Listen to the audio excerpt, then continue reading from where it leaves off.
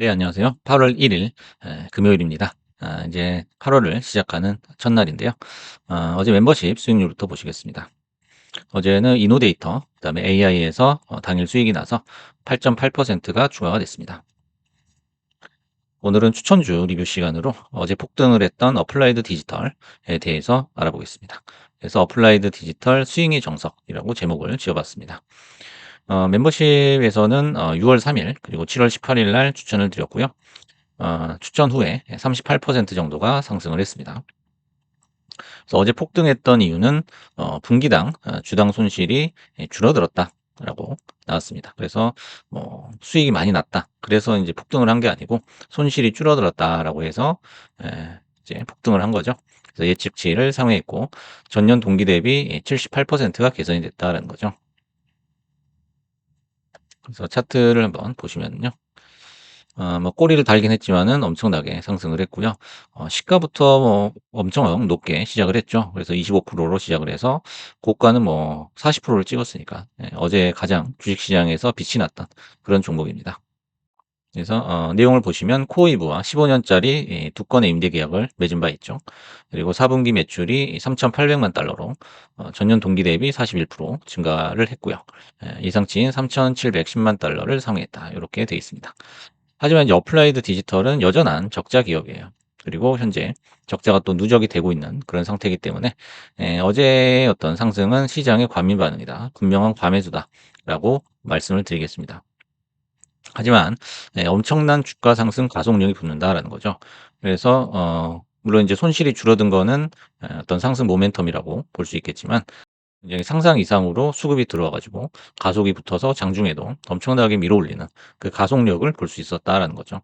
그래서 조금만 밀어도 휙 날아가 버리는 핫한 섹터가 바로 클라우드 섹터죠. 그래서 어제 이제 메타나 코이브도 강세를 보여줬지만 메타 같은 경우에는 이제 실적이 뒷받침이 되고 있는 돈을 버는 그런 기업이고 어플라이드 디지털이나 코이브 같은 경우에는 아직은 적자인 기업이라는 게 분명히 구분해야 될 점이다라고 볼 수 있겠습니다. 그래서 이번 이제 매매를 통해서 한 4가지 정도의 교훈을 얻을 수가 있었습니다.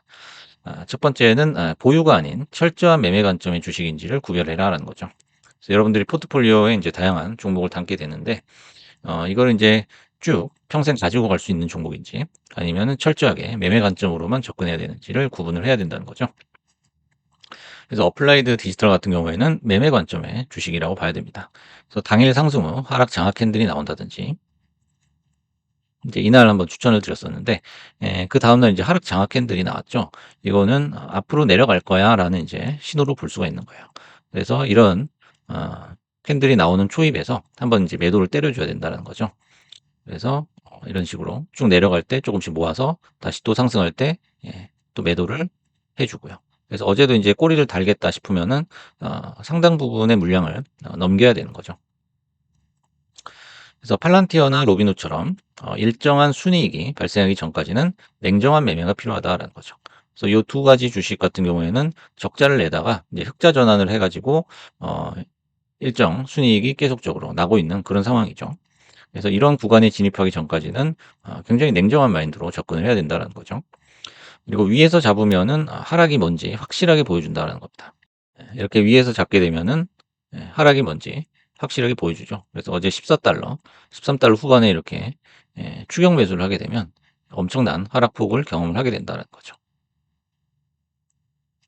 그래서 절대로 추격 매수를 해서는 안 되는 주식이다라는 겁니다. 그래서 고생을 하게 된다는 거죠. 그래서 참고로 말씀드리면 요런 류의 어떤 사업, 비즈니스 모델은 부채 투입형 사업이다라고 볼 수가 있겠습니다. 그래서 돈을 빌려 가지고 칩을 구매하고 그다음에 컴퓨터를 구매하고 그다음에 땅을 사들이고 해 가지고 운영을 하는 기업이죠. 그래서 적자 클라우드 기업이다라고 볼 수 있겠습니다.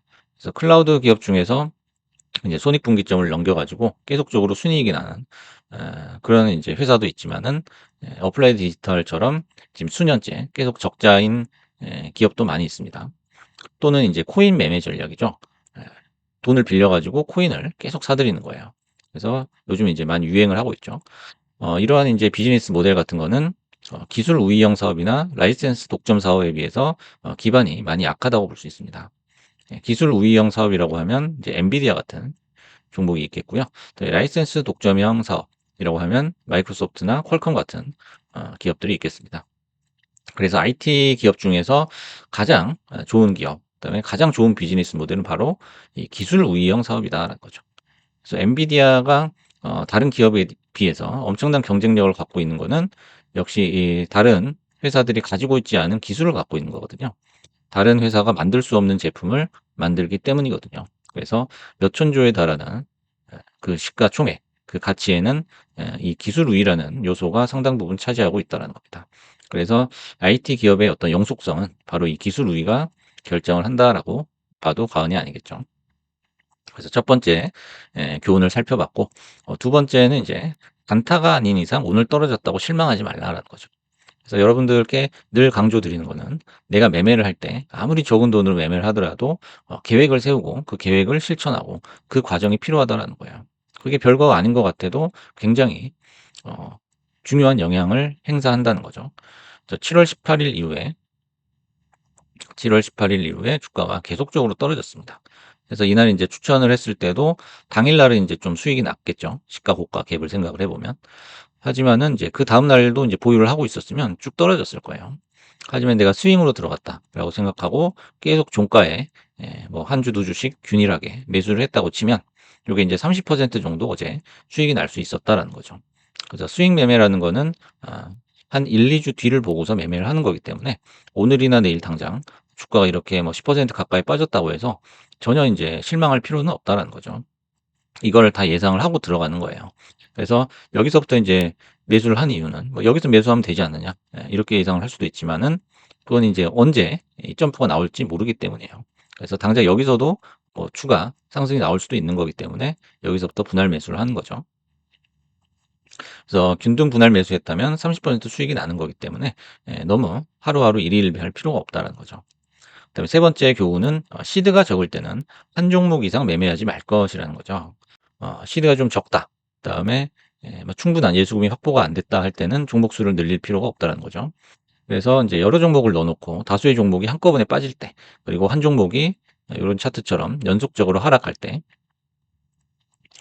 대처하기 힘든 건 바로 내가 돈이 없기 때문이에요. 네. 내가 뭐 전략이 없거나 뭐 예측을 잘못했거나 뭐 펀더멘털 분석을 잘못한 게 아니죠. 바로 돈이 없기 때문이에요. 왜냐면 항상 분할 매수를 해야 되고 그 분할 매수에 해당하는 그 이상의 시드를 내가 가지고 있어야 됩니다. 그래야 그 계획을 제대로 실천을 할 수가 있는 거거든요. 그래서 주가가 빠졌다가 올라가는 건 누구나 예상을 할 수 있어요. 조정을 받으면 오르겠지. 뭐 눌림목에서 오르겠지. 다 예상할 수 있지만 빠질 때 이 돈과 배짱을 동시에 갖고 있는 사람은 거의 없다라는 거죠. 돈이 없거나 배짱이 없거나 둘 중에 하나라는 거죠. 그다음 네 번째는 실적 컨센의 함정을 역으로 활용하라라는 거죠. 그래서 이제 과매수, 과매도에 대한 얘기인데요. 이 실적 컨센이라는 거에 의해서 우리가 실적 발표 이후에 주가 움직임이 많이 달라진다라는 거예요. 그래서 기대가 낮으면, 예상치가 낮으면, 또는 증권가의 컨센이 낮으면 그냥 평타만 쳐도 폭등을 합니다. 네. 이 어플라이드 디지털 같은 경우에도 뭐 돈을 벌어 가지고 폭등한 게 아니죠. 그냥 손실이 좀 줄어들었다 이거예요. 손실이 줄어들었다 이거예요. 그리고 손실의 폭이라는 거는 뭐 얼마든지 왔다 갔다 하는 거기 때문에 요게 어떤 이 정도 40%의 폭등을 가져올 만한 그런 모멘텀이라고 보지는 않거든요. 이게 연속이 될 거라는 보장도 없거든요. 하지만 이제 기대가 낮으면은 평타 쳐도 폭등이다 이거예요. 만약에 이제 어플라이드 디지털이 이번 분기에 흑자를 낼 것이다라고 예상을 했는데 요런 발표치가 나오면은 엄청난 밑으로 아마 40%가 하락을 했겠죠. 그다음에 반대로 이제 기대가 높으면은 평타를 쳐도 폭락이에요. 평타를 쳐도 폭락이다라는 거죠. 그래서 이런 실적 컨센 그리고 발표 이 과정 속에서 엄청난 모순이 존재한다는 거죠. 그래서 그 함정을 역으로 활용해야 된다는 겁니다. 그래서 실적을 많이 냈어요. 그리고 매출이나 순이익이 상승했어요. 했는데도 불구하고 실적이 너무나 그 컨센 예상치가 너무나 높았단 말이죠. 기대치가 너무 높아 가지고 주가가 떨어지는 경우에는 과매도라는 거죠. 그래서 과매도인 경우에는 밑에서 잡아 가지고 그 상승분을 먹어야 된다는 거죠. 예전에 이제 세일즈포스 같은 경우가 그랬죠. 반대로 인제 과매수인 경우도 있어요. 그냥 쪼끔 인제 뭐 회복이 됐다, 뭐 손실이 줄었다 이런 거죠.